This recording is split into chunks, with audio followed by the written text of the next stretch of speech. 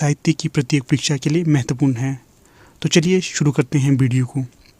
पहला प्रश्न है, सघन कुंज छाया सुखद शीतल मंद समीर किसकी काव्य पंक्ति है? तो ये जो पंक्ति है ये है ऑप्शन बी, बिहारी लाल की। तो यहाँ पर बिहारी लाल के संबंध में कुछ डिस्कस करते हैं। बिहारी लाल का संबंध रीतिकाल से है और रीतिकाल में इन्होंने अपनी एक रचना लिखी थी और वो थी बिहारी सतसई। सिर्फ इन्होंने बिहारी सतसई के कारण अपने आप को हिंदी साहित्य में अमर कर लिया था। अक्सर कई बार ये प्रश्न पूछा जाता है कि बिहारी सतसई में कितने दोहे हैं। तो जो बिहारी सतसई में दोहों की संख्या मानी जाती है तो वो है 713। अगला प्रश्न देखते हैं, खड़ी बोली को अन्य किस नाम से जाना जाता है? तो ये जाना जाता है कौरवी नाम से। अगला प्रश्न है, राजा लक्ष्मण सिंह किस तरह के हिंदी के पक्षधर थे? तो ये थे विकल्प नंबर सी, संस्कृतनिष्ठ हिंदी। अगला प्रश्न है चौथा, ध्वनि संप्रदाय के प्रवर्तक हैं। तो ये हैं विकल्प नंबर डी, आनंदवर्धन। और आनंदवर्धन का समय माना जाता है नवीं शती। अगला प्रश्न है पांचवा, प्रतिभा को काव्य रचना में किसके अंतर्गत रखा जाता है? तो ये रखा जाता है काव्य हेतु के अंतर्गत, विकल्प नंबर बी। अगला प्रश्न है छठा, काव्यशास्त्रीय आचार्यों का कालक्रमानुसार सही अनुक्रम होगा। तो ये होगा विकल्प नंबर डी, अर्थात सबसे पहले वामन, इनका समय माना जाता है 8वीं शताब्दी। उसके पश्चात आनंदवर्धन, इनका समय माना जाता है 9वीं शती। उसके पश्चात अभिनवगुप्त, इनका समय माना जाता है 10वीं शती। और सबसे अंत में मम्मट, और इनका जो समय है वे माना जाता है 11वीं शती। अगला प्रश्न है सातवां, रस में साधारणीकरण के व्याख्याता कौन हैं? तो ये हैं भट्टनायक, विकल्प नंबर 2 अर्थात बी। अगला प्रश्न है आठवां, काव्य रचना में उदात्त तत्व को प्रमुख किसने माना है?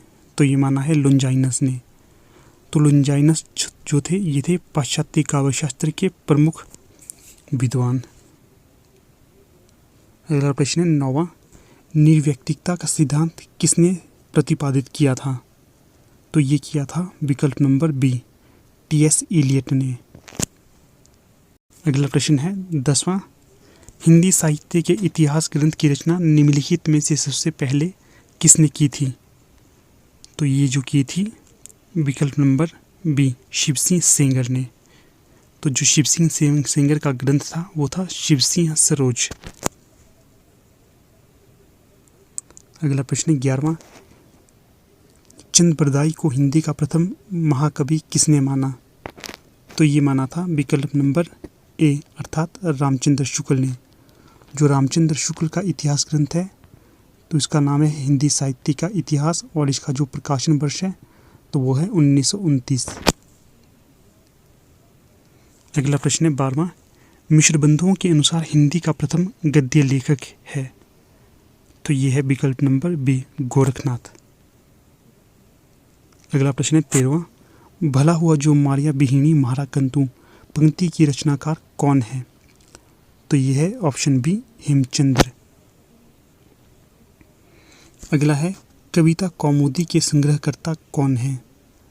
तो ये हैं विकल्प नंबर डी, रामनरेश त्रिपाठी। अगला है 15वां, मिश्र बंधुओं में शामिल नहीं हैं। तो जो यहाँ पर मिश्र बंधुओं में शामिल नहीं होंगे तो वे हैं विकल्प नंबर सी, केशव बिहारी मिश्र। जो शामिल है वे है गणेश बिहारी मिश्र, श्याम बिहारी मिश्र, सुखदेव बिहारी मिश्र। तो यहाँ पर आपके लिए एक प्रश्न है, तो आपने बताना है जो मिश्र बंधुओं ने एक इतिहास ग्रंथ लिखा है तो उसका क्या नाम है और उसका प्रकाशन वर्ष क्या है। अगला प्रश्न है 16वां, भक्ति आंदोलन को ईसाइयत की देन कहने वाले इतिहासकार हैं। तो ये हैं जॉर्ज ग्रियर्सन। अगला प्रश्न है 17वां, तो यहाँ पर जन्मकाल के अनुसार भक्त कवियों को अनुक्रम में रखना है। तो जो यहाँ पर सही उत्तर होगा, तो वैसे तो यहाँ पर कोई भी सही उत्तर नहीं होगा क्योंकि सभी अलग अलग उत्तर हैं। जो यहाँ पर सही उत्तर होना था तो वो होना था, सबसे पहले आना था सूरदास ने। सूरदास का समय माना जाता है 1478। उसके पश्चात आना था मीराबाई ने। मीराबाई का समय है 1516 के आसपास। उसके पश्चात आना था तुलसीदास ने। तुलसीदास का समय माना जाता है 1532 के आसपास। और जो सबसे अंत में आना था दादू दयाल ने, 1544 में इनका समय माना जाता है। पर यहाँ पर इस तरह का कोई भी विकल्प नहीं है। अगर आप मानना चाहो तो विकल्प नंबर बी को मान सकते हो। अगला प्रश्न है 18। मन मेरा सुई तन मेरा धागा काव्य पंक्ति किस संत कवि की है? तो ये है विकल्प नंबर सी, नामदेव की। अगला प्रश्न है 19। निम्नलिखित में से कासिम शाह की रचना है? तो ये है हंस जवाहिर, विकल्प नंबर ए। कासिम शाह का संबंध सूफी प्रेम काव्यधारा से रहा है। अगला प्रश्न है 20। आकाश धर्मा गुरु किसे कहा जाता है? तो ये कहा जाता है विकल्प नंबर बी, रामानंद को। और रामानंद के 12 प्रसिद्ध शिष्य माने जाते हैं। उनमें जो सबसे प्रसिद्ध थे वे थे कबीर और रैदास। अगला प्रश्न है 21। निम्बार्काचार्य का संबंध किस दर्शन से है? तो यह है द्वैताद्वैतवाद से, विकल्प नंबर सी। अगला प्रश्न है 22। सुरतीय नृत्य नागतीय सब चाहती असी होए, गोद लिए हुलसी फिरे तुलसी सो सूत होए। तो जो ये दोहा है ये किस कवि का है? तो ये दोहा है रहीम का, विकल्प नंबर सी। अगला प्रश्न है युक्ति तरंगिणी के रचनाकार कौन है? तो ये हैं विकल्प नंबर सी, कुलपति मिश्र। अगला है 24। भारतेंदु की कौन सी रचना प्यार छंद में लिखी गई है? तो ये लिखी गई है प्रेम सरोवर, विकल्प नंबर सी। अगला प्रश्न है 25। खड़ी बोली का प्रथम स्वच्छंदतावादी कवि है? तो ये है ऑप्शन ए, श्रीधर पाठक। अगला है 26। शुक्ल जी के अनुसार मैथिली शरण गुप्त हैं? तो ये हैं सामंजस्यवादी कवि, विकल्प नंबर डी। अगला प्रश्न है 27। प्रकाशन काल के अनुसार निम्नलिखित कृतियों का सही अनुक्रम है? तो ये होगा विकल्प नंबर बी, ग्रंथि, आंसू, यामा और बेला। बी सही जवाब होगा। अगला प्रश्न है 28। तार सप्तक के कवियों में शामिल नहीं थे? तो ये थे विकल्प नंबर डी, शमशेर बहादुर सिंह। तो जो तार सप्तक में शामिल कवि थे, तो यहाँ पर मैं आपको बता दूं, तार सप्तक का अर्थ होता है जो सबसे पहले प्रकाशित तार सप्तक हुआ था, अर्थात जो 1943 में प्रकाशित तार सप्तक हुआ था, तो उसमें निम्न में से कौन सा कवि शामिल नहीं था? तो जो यहाँ पर नहीं था वो था शमशेर बहादुर सिंह, क्योंकि जो शमशेर बहादुर सिंह थे ये थे दूसरे तार सप्तक के कवि, ना कि पहले के। तो जो इसमें शामिल कवि थे वे थे अज्ञेय, नेमिचंद्र जैन और रामविलास शर्मा। अगला प्रश्न है 29। नई कविता नाम किसके द्वारा दिया गया है? तो ये दिया गया है ऑप्शन ए, सच्चिदानंद हीरानंद वात्स्यायन अज्ञेय के द्वारा। अगला है 30। हिंदी कविता संदर्भ और प्रकृति आलोचना पुस्तक के लेखक हैं? तो ये हैं विकल्प नंबर ए, देवीशंकर अवस्थी। अगला प्रश्न है 31। फोर्ट विलियम कॉलेज कलकत्ता की स्थापना कब हुई थी? तो ये हुई थी विकल्प नंबर ए, अर्थात 1800 ईस्वी में। अगला है 32। प्रजा हितैषी अखबार कहाँ से निकलता था? तो ये निकलता था आगरा से, विकल्प नंबर सी। अगला प्रश्न है प्रसाद का कौन सा नाटक राजतरंगिणी पर आधारित है? तो ये है विशाख, विकल्प नंबर ए। बाकी कामना, करुणालय और अजातशत्रु ये भी प्रसाद जी के प्रसिद्ध नाटक हैं। अगला प्रश्न है 34। धरती धन्ना अपना उपन्यास के लेखक हैं? तो ये हैं विकल्प नंबर बी, जगदीश चंद्र। जो जगदीश चंद्र जी हैं ये है दलित रचनाकार। अगला है 35। रिपोर्ताज किस भाषा का शब्द है? तो यह है फ्रांसीसी भाषा का शब्द, विकल्प नंबर बी सही है। अगला प्रश्न है 36। भाषा संवर्धनी सभा के संस्थापक थे? तो ये थे विकल्प नंबर सी, बाबू तोताराम।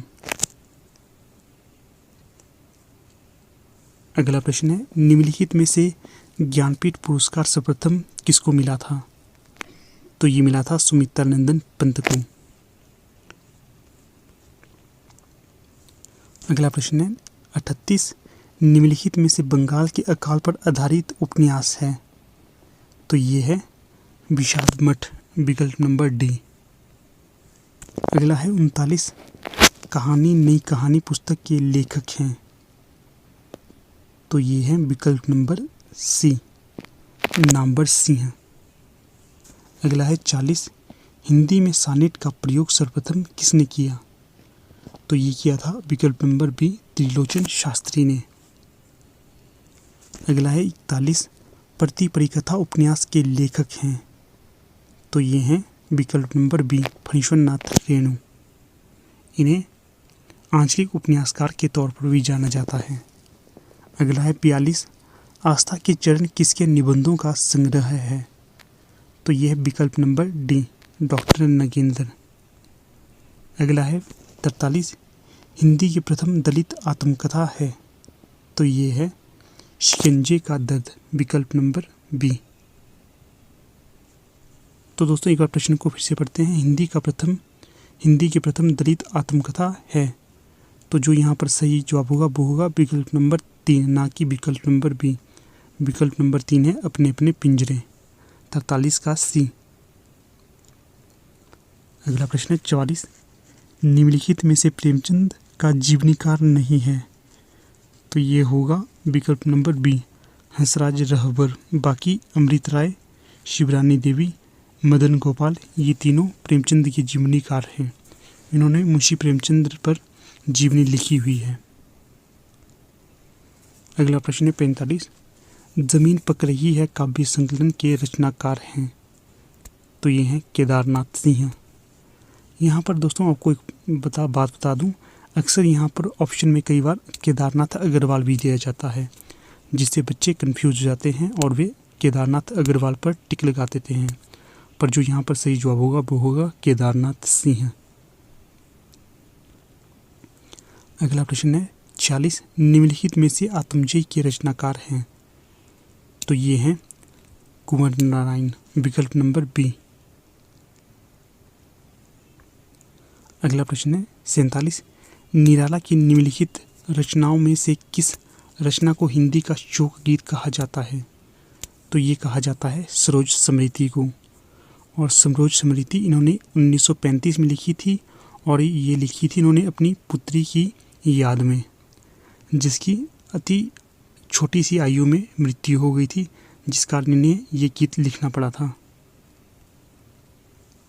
अगला है 48, प्रगतिशील लेखक संघ का प्रथम अधिवेशन किस शहर में हुआ था? तो ये हुआ था लखनऊ में, विकल्प नंबर डी।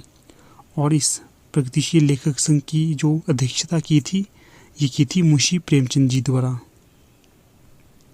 अगला है 49, यात्री नाम से कविताएं लिखने वाले रचनाकार थे? तो ये थे नागार्जुन, विकल्प नंबर ए।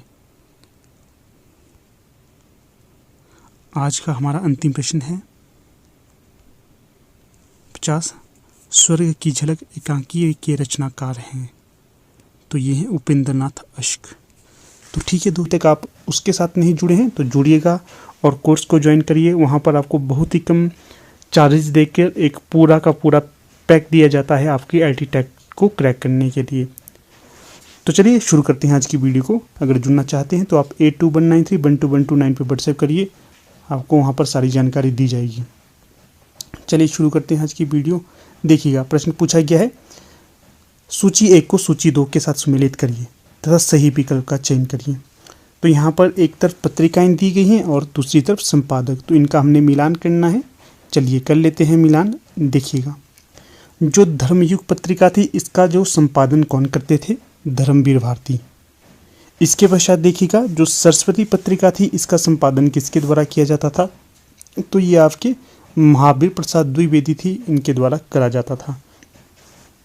और हंस पत्रिका इसका मुंशी प्रेमचंद के द्वारा, और जो ब्राह्मण पत्रिका रह गई अंत में इसके तो देखिए प्रताप नारायण मिश्र, इनके द्वारा इसका संपादन किया जाता था।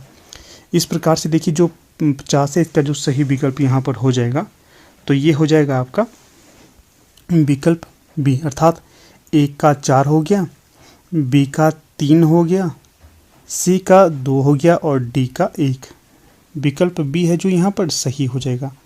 तो ढंग से ध्यान में रखकर इन वीडियोस को देखा करिए। देखिए यहाँ से आपके लिए कितने प्रश्न बन जाते हैं, 4। भविष्य में अगर आपसे पूछा जाएगा कि जो धर्मवीर भारती के द्वारा किस पत्रिका का संपादन किया जाता था, तो ये धर्म युग हो जाएगा।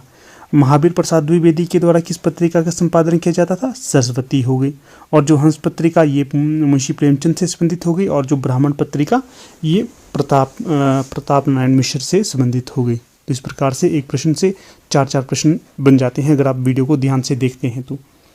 अगला जो प्रश्न पूछा गया है 51, संशय की एक रात का कथानक किससे संबंधित होगा।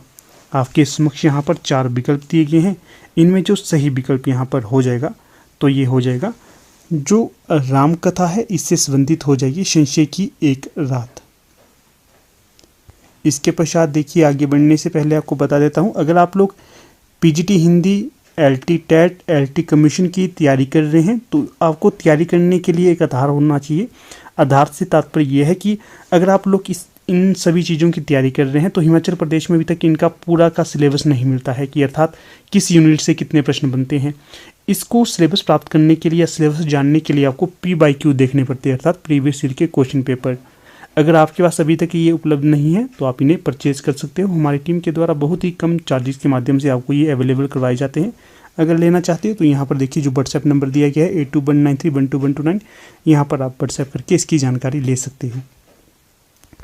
ये बहुत ही ज़रूरी होते हैं, चाहे कोई भी परीक्षा लीजिए आप, चाहे नेट हो गया, सेट हो गया, कोई भी परीक्षा हो, वहाँ पर आपको P/Q तो देखने ही पड़ते हैं। तो आपको एग्ज़ाम क्रैक करना है तो ये आपको देखने ही होंगे, ज़रूरी है ये। अगला प्रश्न देखिए 54, कृष्ण को रस के रूप में तथा राधा को रति के रूप में किस संप्रदाय में माना जाता है। तो जो सही विकल्प यहाँ पर हो जाएगा तो ये हो जाएगा विकल्प डी, जो वैष्णव सहजिया संप्रदाय है इसमें ये स्वीकार किया जाता है। क्या स्वीकार किया जाता है इसमें ये स्वीकार किया जाता है कि जो भगवान श्री कृष्ण है ये रस के रूप में है तथा माता राधा जो है ये रति के रूप में है। ये जो मत हो जाएगा यहाँ पर वैष्णव सहजिया संप्रदाय के द्वारा मत स्वीकार किया गया है। विकल्प डी यहाँ सही हो जाएगा। अगला जो प्रश्न यहाँ पर दिया गया है 53, क्या पूछा गया है इसमें, अरे यायावर रहेगा याद किसका यात्रा वृत्तांत है। तो जो सही विकल्प यहाँ पर हो जाएगा तो देखिएगा विकल्प डी नहीं बी, जो अज्ञे है इनका ये यात्रा वृत्तांत होगा।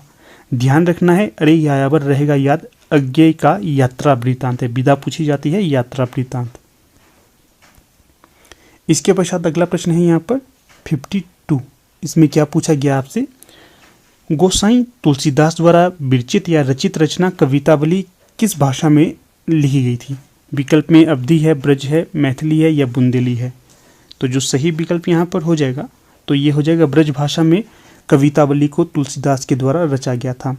अगर पूछा जाता आपसे कि जो रामचरितमानस है इसे किस भाषा में रचा गया है तो ये अवधी हो जाएगी। इसी के साथ देखिए एक प्रश्न ये भी बनता है कि जो जायसी है इनके द्वारा जो आपकी रचना है पद्मावत, इसे किस भाषा में रचा गया है, तो इसे भी रचा गया है इनके द्वारा अवधी भाषा में। ठीक है, चलिए अगला प्रश्न देखिए 55, क्या पूछा गया है यहाँ पर, पंडित माखनलाल चतुर्वेदी के संपादकत्व में प्रकाशित होने वाली साहित्यिक पत्रिका कौन सी थी। तो यहाँ पर जो सही विकल्प हो जाएगा तो ये हो जाएगा जो कर्मवीर पत्रिका है ये आपके माखनलाल चतुर्वेदी के द्वारा निकाली जाती थी। इसके पश्चात जो अगला प्रश्न है यहाँ पर 58, प्रेमचंद के अधूरे उपन्यास का नाम बताइए। वैसे तो सारे के सारे जो यहाँ पर उपन्यास है ये किसके हो जाएंगे, मुंशी प्रेमचंद के हो जाएंगे, पर इनमें से एक अधूरा उपन्यास उनके द्वारा लिखा गया है, तो वो कौन सा था। तो देखिएगा जो मंगलसूत्र है ये इनके द्वारा अधूरा लिखा गया था। इन्होंने अधूरा तो नहीं लिखना था, इनकी मृत्यु हो गई थी जिस कारण से ये पूरा नहीं कर पाए। तो पूरा किसके द्वारा किया गया था, इनके पुत्र अमृत राय के द्वारा इसे पूरा करा गया था। अगला प्रश्न है 56, पूछा गया है त्रिधारा और मुकुल के रचयिता कौन हो जाएंगे। तो जो सही विकल्प हो जाएगा त्रिधारा और मुकुल के रचयिता यहाँ पर सुभद्रा कुमारी चौहान हो जाएंगी। यहाँ पर जो विकल्प बी है 56 का ये सही हो जाएगा। अगला प्रश्न देखिएगा 59, इसमें क्या पूछा गया है, हिंदी में घुमक्कड़ शास्त्र के प्रेरणता कौन है? काफ़ी ज़्यादा महत्वपूर्ण ये प्रश्न है। तो जो सही विकल्प यहाँ पर 59 का हो जाएगा, तो ये हो जाएगा आपका राहुल सांकृत्यायन। इन्हें पंडित राहुल सांकृत्यायन भी कहा जाता है। फिर देखिएगा अगला प्रश्न क्या पूछा गया है यहाँ पर। 57 कालिदास के जीवन पर आधारित मोहन राकेश का नाटक कौन सा होगा? आधे अधूरे, लहरों के राजहंस, आषाढ़ का एक दिन, या फिर कोई अन्य? तो जो कालिदास पर आधारित नाटक हो जाएगा तो ये हो जाएगा आषाढ़ का एक दिन। विकल्प सी यहाँ पर सही हो जाएगा। देखिएगा यहाँ से आपको 2-4 तथ्य बता देता हूँ। जो आषाढ़ का एक दिन है, इसकी अगर नायिका आपसे पूछी जाए तो ये मालविका। तो देखिएगा जो मैं बात कर रहा था, यहाँ पर जो महिला मुख्य नायिका होगी तो उसका नाम है मल्लिका। कालिदास मुख्य पात्र होगा और मुख्य पात्रा यहाँ पर मल्लिका हो जाएगी। इसके पश्चात 1-2 पात्र और पूछे जाते हैं, जैसे कि निक्षेप हो गया, मातुल हो गया, दंतुल हो गया, और यहाँ पर अपना प्रियंगु मंजरी हो गई, फिर विलोम हो गया, इत्यादि इत्यादि यहाँ पर महत्वपूर्ण पात्र हो जाते हैं आपके आषाढ़ के एक दिन के। याद रखिएगा विधा क्या है इसकी? नाटक विधा हो जाएगी। रचनाकार कौन होंगे? मोहन राकेश। फिर देखिए जो विकल्प 1 में है आधे अधूरे, ये भी मोहन राकेश का ही यहाँ पर नाटक हो जाएगा। फिर पूछा जाता है लहरों के राजहंस, ये भी मोहन राकेश का नाटक हो जाएगा। ये तीनों की तीनों नाटक यहाँ पर मोहन राकेश के ही होंगे। ठीक है। अगर पूछा जाता है कि जो नंद है वो किस नाटक का पात्र है, तो ये लहरों के राजहंस का पात्र हो जाएगा। फिर अगला प्रश्न देख लेते हैं 60। क्या पूछा गया है? एक भारतीय आत्मा के नाम से प्रसिद्ध कवि कौन होंगे यहाँ पर? तो जो सही विकल्प हो जाएगा तो ये हो जाएंगे माखनलाल चतुर्वेदी। विकल्प बी यहाँ सही हो जाएगा। अगला प्रश्न देखिएगा 61। क्या पूछा गया है इस प्रश्न में? निम्नलिखित में से कौन सी कृति महाभारत के पात्रों पर आधारित है? विकल्प में है लहरों के राजहंस, अंधा युग, संशय की एक रात और सिंदूर की होली। तो सही विकल्प यहाँ पर हो जाएगा विकल्प बी, जो अंधा युग है। ये रचना यहाँ पर महाभारत के पात्रों पर आधारित होगी। पूछा जाएगा कि किसकी रचना ये हो जाएगी, तो जो अंधा युग है ये धर्मवीर भारती की रचना हो जाएगी। काफ़ी अच्छा और महत्वपूर्ण नाटक है ये। अगर कभी समय लगता है तो आप इसे देखिएगा, गीति नाट्य हो जाएगा ये। ठीक है ना। देखिएगा काफ़ी ज़्यादा बच्चों की ये शिकायत होती है कि वीडियो उन्हें अच्छे से नहीं दिख रही, क्लियर नहीं दिखाई दे रही है। तो इसके लिए देखिएगा आपने करना है क्या है, यहाँ पर आपके 3 ऊपर डॉट होते हैं, यहाँ से आप इसकी क्वालिटी को बढ़ाइएगा। अगर क्वालिटी बढ़ाएंगे तो आपको नॉर्मल सी बात है अच्छी वीडियो दिखाई देगी। अगर आप लोग चाहते हैं कि आप क्वालिटी तो कम ही रखें और वीडियो अच्छी देख पाएँ, ऐसा नहीं होगा। अगर आपको क्वालिटी अच्छी चाहिए तो अगर आपको स्पष्ट दिखना चाहिए तो क्वालिटी आपको बढ़ानी ही होगी, ऐसे नहीं बनती है बात। ठीक है ना। क्वालिटी बढ़ा कर देखा करिए अगर आपको स्पष्ट देखना है तो। और ब्राइटनेस का भी ध्यान रखना है। वॉल्यूम किसी की शिकायत होती है वॉल्यूम भी कम है, तो वॉल्यूम के बटन भी तो आपके पास है, तो वॉल्यूम को भी बढ़ाइएगा। अगला प्रश्न है 62। प्रेमचंद के गोदान उपन्यास का रचनाकाल क्या है? ध्यान रखिएगा गोदान किसका उपन्यास हो जाएगा, तो मुंशी प्रेमचंद का उपन्यास हो जाएगा गोदान। तो यहाँ पर विकल्प दिए गए हैं, जो सही हो जाएगा तो ये हो जाएगा आपका विकल्प डी, सन 1936 है ये गोदान का रचनाकाल हो जाएगा। मुंशी प्रेमचंद इसके रचनाकार हो जाएंगे। अगला प्रश्न पूछा गया है कुटज निबंध के रचनाकार कौन होंगे? कुटज हो गया, इसके पश्चात आपका ये और बनता है कि नाखून क्यों बढ़ते हैं इत्यादि इत्यादि किसके निबंध होंगे? तो ये सारे के सारे निबंध यहाँ पर हजारी प्रसाद द्विवेदी के हो जाएंगे। विकल्प बी सही हो जाएगा। अगला प्रश्न है पत्नी कहानी के लेखक कौन होंगे? विकल्प में है भीष्म साहनी, ईलाचंद्र जोशी, जैनेन्द्र इत्यादि। तो सही विकल्प होगा पत्नी जो कहानी है ये जैनेन्द्र की रचना हो जाएगी या जैनेन्द्र की कहानी हो जाएगी। तो यहाँ पर जो सही विकल्प होना था सी। अगला प्रश्न है 65। क्या पूछा गया है जलेबी शब्द किस भाषा का है? तो जो जलेबी शब्द है बेहद ज़्यादा महत्वपूर्ण है, तो सही विकल्प यहाँ पर अरबी हो जाएगा। अरबी भाषा का शब्द हो जाएगा जलेबी। अगला प्रश्न है 66। यथासंभव में कौन सा समास होगा? तो जो यथासंभव है यहाँ पर समास हो जाएगा अव्ययी भाव समास। सी सही विकल्प हो जाएगा यहाँ। अगला प्रश्न देखिएगा 67, सिद्धों की संख्या मानी जाती है। काफ़ी ज़्यादा बताता हूँ इस प्रश्न को तो मैं आपको। 84 सही विकल्प हो जाएगा। नाथों की संख्या आप बताइएगा कितनी होगी नाथों की संख्या। अगला प्रश्न है, चीफ की दावत कहानी के कहानीकार कौन होंगे? ध्यान रखिएगा विधा क्या है? कहानी है। तो जो चीफ की दावत कहानी है इसके कहानीकार जो हो जाएंगे, तो सही विकल्प यहाँ पर विषम साहनी हो जाएगा। अगला प्रश्न यहाँ पर है 71, मोहन राकेश द्वारा रचित कहानी मलबे का मालिक आधारित है। बताइएगा क्या विषय इसका हो जाएगा? तो सही विकल्प यहाँ पर देखिए भारत पाक विभाजन पर आधारित कहानी हो जाएगी। मलबे का मालिक मोहन राकेश की कहानी है। विधा भी याद रखनी है, बार बार मैं आपको जोर देता हूँ, विधाओं से प्रश्न बनता है कि निम्न रचना किस विधा पर आधारित है। अगला प्रश्न है 69, प्रेमचंद के किस उपन्यास में वेश्याओं के सुधार की समस्या को उठाया गया है? ये जो सारी की सारी रचना है ये प्रेमचंद की होगी, ध्यान रखना है इस पे भी, ठीक है। जो रूठी रानी है, वरदान है, सेवा सदन है, कायाकल्प है। कायाकल्प, सेवा सदन और वरदान, सेवा सदन और कायाकल्प, ये तीनों ही आपकी उपन्यास विधा की रचना हो जाएगी। रूठी रानी कई जगह इसको नाटक के तौर पर भी लिया जाता है, ठीक है, इसकी विधा थोड़ी सी अलग है। तो जो 69 का यहाँ पर सही विकल्प हो जाएगा। तो सेवा सदन जो उपन्यास है इसमें प्रेमचंद्र के द्वारा वेश्याओं के सुधार की समस्या को उठाया गया है, तो सी सही विकल्प यहाँ हो जाएगा। अगला प्रश्न है 72, मृणाल किस उपन्यास की प्रमुख पात्र है? तो यहाँ पर जो 72 का सही विकल्प हो जाएगा त्यागपत्र। त्यागपत्र त्यागपत्र की पात्रा कौन होगी? मृणाल, ठीक है। और ये अगर पूछा जाएगा किसकी रचना है तो ये जैनेन्द्र की रचना हो जाएगी। और विधा देखिएगा उपन्यास। अगला प्रश्न है 70, सांप छुछुंदर की सी दशा मुहावरे का क्या अर्थ होगा? ये मुहावरे का प्रश्न पूछा गया है। तो जो सही विकल्प यहां पर हो जाएगा दुविधा की स्थिति।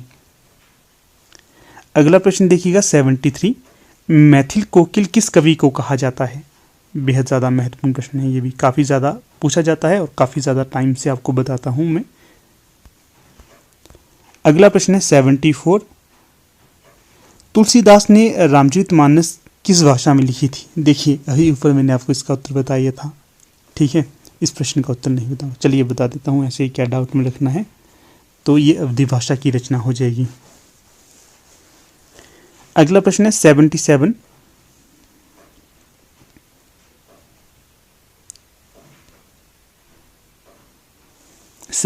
निम्न में से कौन सा वाक्य शुद्ध है? तो 4 वाक्य आपके समक्ष दिए गए हैं। वाक्य 1 है चलो यमुना किनारे सैर करने। वाक्य बी है चलो यमुना किनारे सैर करने के लिए। अगला है चलो यमुना किनारे सैर करने चले। अंतिम है चलो यमुना किनारे सैर करने के लिए। तो जो सही वाक्य यहाँ पर हो जाएगा चलो यमुना किनारे सैर करने चले, तो ये सी सही हो जाएगा यहाँ। अगला प्रश्न है 75, महादेवी वर्मा को किस कृति पर ज्ञानपीठ पुरस्कार मिला था? तो जो सही विकल्प यहाँ पर हो जाएगा 75 का, तो ये हो जाएगा आपका यामा। जो यामा कृति है महादेवी वर्मा की, इस पर इन्हें ज्ञानपीठ पुरस्कार दिया गया था। बाकी देखिएगा जो निहार है, नीरजा है, यामा है, रश्मि है, ये सारी की सारी रचनाएं महादेवी वर्मा की ही हो जाएंगी। ये इनके प्रमुख काव्य संग्रह हो जाएंगे। अगला प्रश्न पूछा गया है 78, निम्न में से महाप्राण वर्ण कौन सा होगा? तो जो सही विकल्प यहाँ पर हो जाएगा तो ये हो जाएगा आपका ख। सी सही विकल्प यहाँ पर 78 का हो जाएगा। और दोस्तों वीडियो अच्छा लगता है तो इसे लाइक, शेयर और चैनल को सब्सक्राइब अवश्य करते रहिएगा, ठीक है। अगला प्रश्न है 76, दिव्या उपन्यास के उपन्यासकार कौन होंगे? पहली तो ये ध्यान रखने योग्य बात है कि जो दिव्या है ये उपन्यास विधा की रचना हो जाएगी। और जो पूछा गया है इसके उपन्यासकार कौन हो जाएंगे, तो यहाँ पर देखिएगा विकल्प सी, जो यशपाल जी हैं ये इसके उपन्यासकार हो जाएंगे। अगला प्रश्न है 79, निम्न में से कौन सी भक्तिकालीन कवि नहीं है? तो जो सही विकल्प यहाँ पर देखिएगा, नॉर्मल सी बात है, सूरदास तो होंगे भक्तिकालीन, तुलसीदास भी हैं, कबीरदास भी हैं, परंतु जो धर्मवीर भारती हैं ये नहीं होंगे। आप तो इसे नॉर्मल सा ऐसे देखिएगा कैसे, जो सूरदास है ये तो थोड़ा सा आपको प्राचीन नाम लग रहा है, तुलसीदास भी लग रहा है, कबीरदास भी लग रहा है, जो धर्मवीर भारती है ये तो थोड़ा सा मॉडर्न आपको नाम लग रहा है। तो इस प्रकार से एलिमिनेट करके भी आप उत्तर को बना सकते हो, ठीक है। हमेशा ऐसा नहीं होता है कि आपको सारे के सारे क्वेश्चन पढ़ के जाना है तभी आप प्रश्नों को बना सकते हैं, थोड़ा सा एलिमिनेट करने से भी आप प्रश्नों को बना सकते हो। अगला प्रश्न है 80, तुम बहन कर सको जनमन में मेरे विचार, वाणी मेरी चाहिए क्या तुम्हें अलंकार। पंक्तियां किसकी होंगी यहाँ पर? तो जो सही विकल्प हो जाएगा सुमित्रा नंदन पंत की ये पंक्तियां हो जाएंगी। अगला जो प्रश्न है 84, क्या पूछा गया है? मन पछीते हैं अवसर बीते। फिर से पंक्ति को पढ़ेंगे, मन पछीते हैं अवसर बीते, दुर्लभ देह पाई हरि पद भजू, कर्म वचन अरु हिते। तो प्रस्तुत पंक्तियां तुलसीदास के किस ग्रंथ से ली गई हैं? ध्यान रखने योग्य बातें हैं कि प्रस्तुत पंक्तियां तुलसीदास की होंगी और ये किस ग्रंथ से ली गई हैं। तो जो यहाँ पर सही विकल्प हो जाएगा 84 का, तो ये हो जाएगा आपका विनय पत्रिकाओं से प्रस्तुत पंक्तियां ली गई हैं।